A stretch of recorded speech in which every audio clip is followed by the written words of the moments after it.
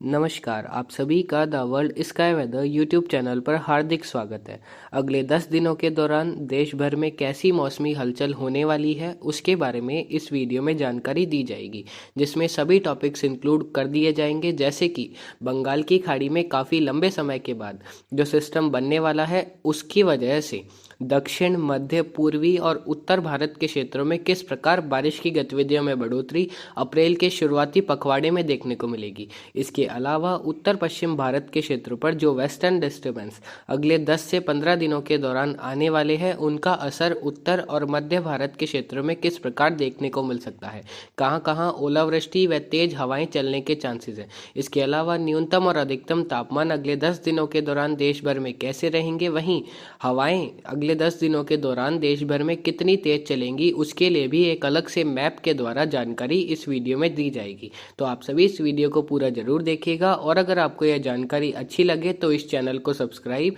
और इस वीडियो को लाइक जरूर करें। सबसे पहले आप अपनी स्क्रीन पर देख सकते हैं,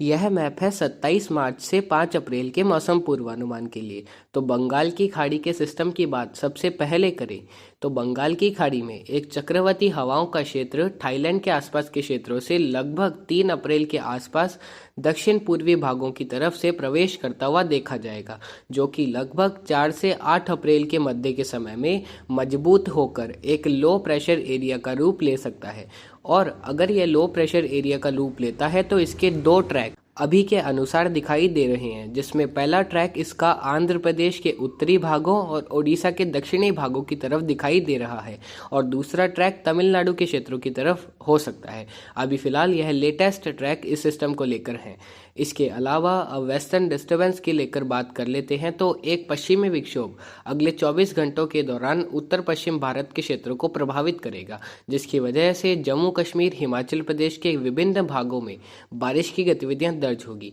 जम्मू कश्मीर के उत्तरी भाग और हिमाचल प्रदेश के उत्तर पश्चिमी भागों में कुछ स्थानों पर मध्यम से भारी बारिश की गतिविधियां भी अगले 24 से 48 घंटों के दौरान वेस्टर्न डिस्टर्बेंस की वजह से दर्ज हो सकती है। लद्दाख के उत्तर पश्चिमी भागों में कहीं कहीं भारी तो कहीं कहीं बहुत भारी बारिश की गतिविधियां भी अगले 72 घंटों के दौरान वेस्टर्न डिस्टर्बेंस की वजह से दर्ज होने के चांसेस हैं। इस दौरान जम्मू कश्मीर, हिमाचल प्रदेश के निचले भागों में भी कुछ स्थानों पर हल्की से मध्यम बारिश की गतिविधियां दर्ज हो सकती है। उत्तराखंड की बात करें तो उत्तराखंड के उत्तरी भागों में थोड़े ज़्यादा इलाकों में हल्की से मध्यम बारिश अगले 24 से 48 घंटों के दौरान दर्ज हो सकती है। हालांकि मैदानी राज्यों में पंजाब, हरियाणा, राजस्थान और उत्तर प्रदेश में इस वेस्टर्न डिस्टर्बेंस का कोई खास असर होने के चांसेस नहीं है। फिर भी अगले 24 घंटों के दौरान राजस्थान के विभिन्न भागों में बादलों की आवाजाही रहेगी तथा पूर्वी इलाकों में कहीं कहीं बूंदाबांदी या फिर हल्की बारिश जैसी गतिविधियां दर्ज हो सकती है।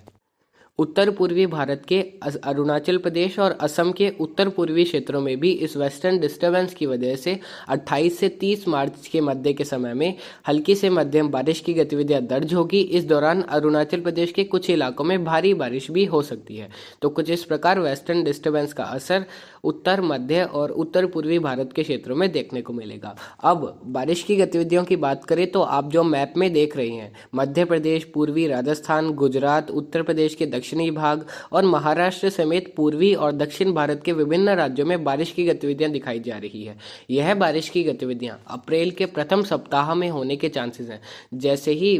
पश्चिमी जेट धारा अप्रैल के प्रथम सप्ताह में काफ़ी ज़्यादा दक्षिणायन होकर अरब सागर के उत्तरी से लगाकर दक्षिणी भागों तक पहुंच सकती है। तो अगर ऐसा होता है और जो एंटी साइक्लोन बंगाल की खाड़ी के उत्तरी भागों के आसपास होगा, तो दोनों जब पश्चिमी और पूर्वी हवाएं मध्य और पश्चिम भारत के क्षेत्रों की तरफ टकराएगी, तो हम उम्मीद कर सकते हैं कि अप्रैल के शुरुआती 10 दिनों के दौरान मध्य प्रदेश के पश्चिमी, मध्य और दक्षिणी इलाकों में, जिसमें उज्जैन से लगाकर इंदौर, रतलाम, धार, खंडवा, खरगोन और आसपास के भागों, वहीं भोपाल से लगाकर जबलपुर, मांडला, बालाघाट और ग्वालियर संभाग के विभिन्न भागों में अप्रैल के प्रथम सप्ताह में बारिश की गतिविधियां दर्ज हो सकती है। अभी ऐसा होने के चांसेस 40 से 50% तक दिखाई दे रहे हैं। आने वाले दिनों में इसमें थोड़े से चेंजेस भी अवश्य होंगे। महाराष्ट्र के विभिन्न भागों में 1 अप्रैल से ही बारिश की गतिविधियां शुरू हो जाएगी। जैसे जैसे अप्रैल के शुरुआती सप्ताह के मध्य दिनों के आसपास पहुंचेंगे, यानी कि 5-6 अप्रैल से 10 अप्रैल के मध्य के समय में महाराष्ट्र के भी विभिन्न भागों में हल्की से मध्यम तथा कई इलाकों में अच्छी बारिश और ओलावृष्टि की गतिविधियां दर्ज हो सकती है, ऐसा अनुमान अभी निकल कर आ रहा है। सेम अनुमान पूर्वी भारत के क्षेत्रों के लिए भी है, जिसमें पश्चिम बंगाल के दक्षिणी मध्य इलाके, इसके अलावा झारखंड के दक्षिणी क्षेत्र, ओडिशा और छत्तीसगढ़ के भी विभिन्न भागों में अप्रैल के शुरुआती 10 दिनों में मुख्यतः 4 अप्रैल से 10 अप्रैल के मध्य के समय में बारिश की गतिविधियां दर्ज हो सकती है। राजस्थान के क्षेत्र में बारिश की गतिविधियां लगभग 4-5 अप्रैल से 9 अप्रैल के मध्य के समय में पूर्वी और दक्षिणी भागों को प्रभावित कर सकती है। फिलहाल ऐसा होने के चांसेस 40% है और इसमें आने वाले दिनों में चेंजेस भी हो सकते हैं। गुजरात की बात करें तो गुजरात के सौराष्ट्र के दक्षिणी भागों, जिसमें राजकोट, अमरेली, वेरावल, सुरेंद्रनगर, जूनागढ़ और आसपास के इलाकों से लगाकर अहमदाबाद, सूरत, वडोदरा, दाहोद समेत जो पूर्वी दक्षिणी इलाके हैं, वहां भी कुछ स्थानों पर बारिश की गतिविधियां अप्रैल के शुरुआती 10 दिनों के दौरान देखने को मिल सकती है। अभी the world sky weather date नहीं बता रहे हैं, क्योंकि अभी पूरी तरह से निश्चितता यानी कि पूरी तरह से कंफर्मेशन नहीं हुआ है। जैसे ही अगले 2 से 3 दिनों के दौरान इस बारिश के दौर को लेकर कंफर्मेशन होगा, द वर्ल्ड स्काई वेदर आपको डेट भी बता देगा कि इस तारीख को इन क्षेत्रों में बारिश की गतिविधियां इतनी देखने को मिलेगी। अभी फिलहाल जो शुरुआती अनुमान है उसके अनुसार आपको बता दिया है कि अप्रैल के शुरुआती 10 दिनों के दौरान पूर्वी राजस्थान, गुजरात, मध्य प्रदेश, महाराष्ट्र से लगाकर छत्तीसगढ़, उड़ीसा, पश्चिम बंगाल और दक्षिणी झारखंड के विभिन्न भागों में बारिश की गतिविधियां दर्ज हो सकती है। जो येलो कलर आपको दक्षिणी मध्य प्रदेश और महाराष्ट्र के क्षेत्रों में देखने को मिल रहा है, वहाँ ज़्यादा इलाकों में अच्छी बारिश होने के चांसेस अभी के अनुसार बन रहे हैं। इसके अलावा केरल, तमिलनाडु में जो तमिलनाडु के दक्षिणी इलाके, वहीं केरल के ज़्यादातर भागों में अगले 10 दिनों के दौरान रुक रुक कर मेघ गर्जन के साथ अच्छी खासी बारिश की गतिविधियां जारी रहेगी तथा कई इलाकों में 40 से 60 मिलीमीटर तक की बारिश डेली रेनफॉल के रूप में थंडरस्टॉर्म्स के साथ देखने को मिल सकती है। लेकिन जैसे ही 4 से 10 अप्रैल के मध्य का समय आएगा, जो आंध्र प्रदेश, इसके अलावा तेलंगाना, कर्नाटक और तमिलनाडु के कई इलाकों में मेघ गर्जन के साथ बारिश की गतिविधियां दर्ज होने के चांसेस बनेंगे। और जैसे ही बंगाल की खाड़ी का सिस्टम अगर पूर्वी भारत के क्षेत्रों की तरफ बढ़ता है तो ये एक और प्लस पॉइंट होगा बारिश के लिए, और पूर्वी भारत और मध्य दक्षिणी भारत के क्षेत्रों में उस दौरान अच्छी बारिश भी इस सिस्टम की वजह से देखने को मिल सकती है, जिसके बारे में आपको आगे जानकारी the world sky weather YouTube channel के द्वारा दे दी जाएगी। अभी फिलहाल पंजाब और हरियाणा, उत्तर प्रदेश के क्षेत्रों में बारिश की गतिविधियों की बात करें तो लगभग 7 से 11 अप्रैल के मध्य के समय में इन क्षेत्रों में भी वेस्टर्न डिस्टर्बेंस की वजह से बारिश की गतिविधियां दर्ज होने की प्रबल संभावनाएं फिलहाल बढ़ती हुई दिखाई दे रही है। अभी ऐसी संभावनाएं 60% है और आने वाले दिनों में पूरी तरह से कंफर्मेशन इसको लेकर भी हो जाएगा। तो आप सभी को समझ आ गया होगा, अप्रैल के शुरुआती 2 सप्ताह उत्तर, मध्य, पूर्वी और दक्षिण भारत के लिए काफ़ी अच्छे बारिश के लिहाज से निकल सकते हैं। तो कुछ इस प्रकार अभी बारिश को लेकर संकेत मिल रहे थे। अब आप अपनी स्क्रीन पर देख सकते हैं, यह है विंड मैप। इसमें मेनली विंड गस्ट को दर्शाया गया है। तो जहाँ जहाँ आपको येलो कलर दिखाई दे रहा है, उन क्षेत्रों में हवाओं की गति लगभग 25 से 35 किलोमीटर प्रति घंटे की रफ्तार तक देखने को मिल सकती है। और ऑरेंज कलर के इलाकों की बात करें, जिसमें दक्षिण पश्चिमी राजस्थान, पूर्वी राजस्थान के इलाके, इसके अलावा हरियाणा, उत्तर प्रदेश, बिहार, झारखंड, छत्तीसगढ़, ओडिशा, यह सभी क्षेत्रों में अगले 3 से 4 दिनों के दौरान तेज हवाएं चलने के चांसेस हैं, जिसमें हवाओं के झोंके इन इलाकों के कुछ क्षेत्रों में लगभग 40 से 50 किलोमीटर प्रति घंटे की रफ्तार से भी दर्ज हो सकते हैं। पूर्वी उत्तर प्रदेश के कुछ इलाकों में 50 से 55 किलोमीटर प्रति घंटे की रफ्तार से भी अगले 48 घंटों के दौरान तेज तूफानी हवाएं चल सकती है। इसके अलावा अगले 3 से 4 दिनों के दौरान पंजाब के भी विभिन्न भागों में 25 से 35 किलोमीटर प्रति घंटे की रफ्तार से हवाओं के झोंके दर्ज हो सकते हैं। मध्य प्रदेश और जो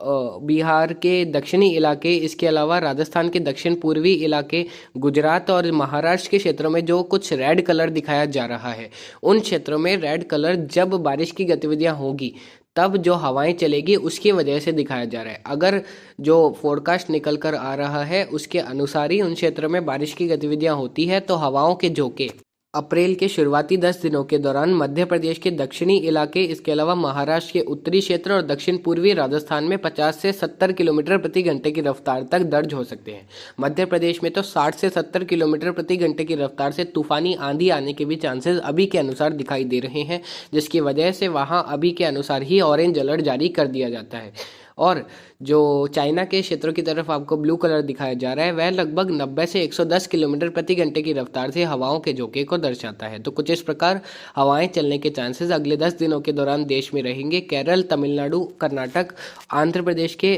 दक्षिणी इलाकों में भी हवाओं के झोंके लगभग 25 से 40 किलोमीटर प्रति घंटे की रफ्तार तक कुछ इलाकों में दर्ज हो सकते हैं। बंगाल की खाड़ी में जो रेड और ऑरेंज कलर दिखाया जा रहा है, वह लो प्रेशर एरिया से ही नियमित है। जब लो प्रेशर एरिया बनेगा तो वह गोल गोल घूमेगा और उसके साथ ही हवाएं भी काफ़ी तेज़ उन क्षेत्रों की तरफ भी चलेगी बंगाल की खाड़ी में 4 अप्रैल से 10 अप्रैल के मध्य के समय में, जिसकी वजह से फिशरमैन यानी कि मछुआरों को बंगाल की खाड़ी में ना जाने की सलाह the world sky weather channel के द्वारा दी जाती है। अब एक छोटी सी समरी वीडियो के लास्ट में दे देते हैं, तो आप सभी अपनी स्क्रीन पर देख सकते हैं। फर्स्ट पॉइंट है, a low pressure area may form in Bay of Bengal between 4th to 8th April and may move towards Indian coast। Bengal की खाड़ी में 4 से 8 अप्रैल के मध्य के समय में जो संभावित लो प्रेशर एरिया दिखाई दे रहा है, वह लगभग भारत के क्षेत्रों की तरफ बढ़ सकता है। ऐसा होने के चांसेस 50 से 60% दिखाई दे रहे हैं और 40% चांसेस इसके श्रीलंका या फिर तमिलनाडु के क्षेत्रों की तरफ जाने के रहेंगे। इसके अलावा सेकेंड पॉइंट है, there will be a dip in westerly jet stream between 31 March to 5 April which may enhance rain activity. तो जो पश्चिमी जेट धारा है, वह लगभग 31 मार्च से 5 अप्रैल के मध्य के समय में काफ़ी ज़्यादा दक्षिणायन होंगी। इसके बाद जैसे ही अगला पश्चिमी विक्षोभ 7 से 11 अप्रैल के मध्य के समय में उत्तर पश्चिम भारत के क्षेत्रों पर दस्तक देगा, एक बार फिर से पश्चिमी जेट धारा काफ़ी ज़्यादा दक्षिणायन हो सकती है पश्चिमी और मध्य भारत के क्षेत्र में, जिसकी वजह से हम उम्मीद कर रहे हैं मध्य भारत, पश्चिम और दक्षिण भारत, इसके अलावा कुछ एक उत्तर भारत के क्षेत्र में भी अप्रैल के शुरुआती 2 सप्ताह में बारिश की गतिविधियां अच्छी खासी बारिश के रूप में दर्ज हो सकती है। थर्ड पॉइंट है, strong gusty winds will prevail over many states of north, central, east and south India during next 10 days. इसके बारे में तो आपको अलग से मैप के द्वारा भी जानकारी दे दी गई है कि उत्तर, मध्य, पूर्वी और दक्षिण भारत के विभिन्न राज्यों में 30 से 70 किलोमीटर प्रति घंटे की रफ्तार से तूफानी आंधी और हवाएं चलने के चांसेस अगले 10 दिनों के दौरान अलग अलग समय में अलग अलग क्षेत्रों में रहेंगे। फोर्थ पॉइंट है, new western disturbance will impact some parts of north India during next 24 to 36 hours. अगले 24 से 36 घंटों के दौरान एक नया पश्चिमी विक्षोभ उत्तर भारत के पहाड़ी राज्यों, मुख्यतः पहाड़ी राज्यों को ही प्रभावित करता हुआ देखा जाएगा। मैदानी राज्यों में तो केवल बादलों की आवाजाही रहेगी और राजस्थान के पूर्वी इलाकों में कहीं कहीं बूंदाबांदी या फिर हल्की बारिश हो सकती है। इसके अलावा फिफ्थ पॉइंट है, normal with slightly above maximum and minimum temperature is very likely over most parts of India. इसके बारे में आपको टेम्परेचर के बारे में इस वीडियो में जानकारी नहीं दी गई है क्योंकि वीडियो थोड़ा सा लॉन्ग हो गया था, तो इसके बारे में आपको अगले वीडियो में जानकारी पूरी तरह से दे दी जाएगी। तो फिलहाल अभी की अपडेट के लिए इतना ही, आगे की जानकारी के लिए बने रहे। नमस्कार, जय हिंद, जय भारत।